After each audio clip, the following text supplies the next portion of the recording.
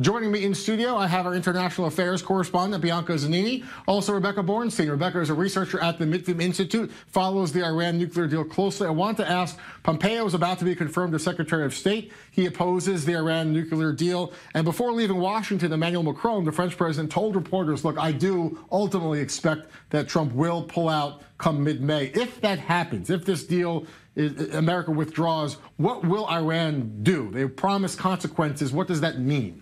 Good question. First, I want to touch on, you mentioned the appointment of Pompeo as Secretary of State. And this was a key difference that Trump and Tillerson had over the Iran nuclear deal. And the new team in place that also includes Bolton as a national security advisor really signals that most of the forces within the administration pulling to stay within the deal are now gone. If Trump decides to reimpose sanctions, the first question Iran will have to answer is whether or not they will try to stay in the deal at all. I think in large part this will depend on how many sanctions Trump reimposes. He could announce that he will reimpose all of them or something that's more select. So that will affect Iran's response.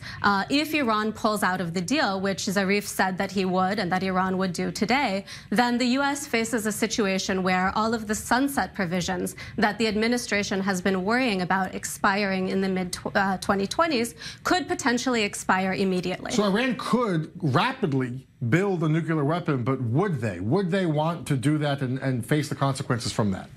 It's a good question. The administration has been very clear that there would be serious military consequences. I don't think anyone wants a war in the region. Iran has its own interests in entrenching its position in Syria. It would like to do that uninterrupted. However, this is something that's not clear, and the Joint Comprehensive Plan of Action has increased Iran's breakout time to a bomb to 1 year. Without it, experts assess that they could move towards a weapon in a matter of 2 to 3 months. So this is a very short period of time. Trump has threatened that if Iran does progress towards the bomb, Iran will find itself in the worst position it's ever been in. What do you make about Macron? Macron seems to believe he has influence over Trump. Macron publicly said, I'm the reason America joined the coalition strikes against Assad. He's kind of advocating this not fix it or nix it, but this mix it kind of new policy, stay in it, but we will work to fix it in the future. Well, could that work? Can Trump stay in, do you think, based on Macron's leaning and pressure? This could work. It provides a political out for Trump. So he could say that he got rid of the disastrous deal by replacing it with something better. And he could try to score a political win over this domestically at home.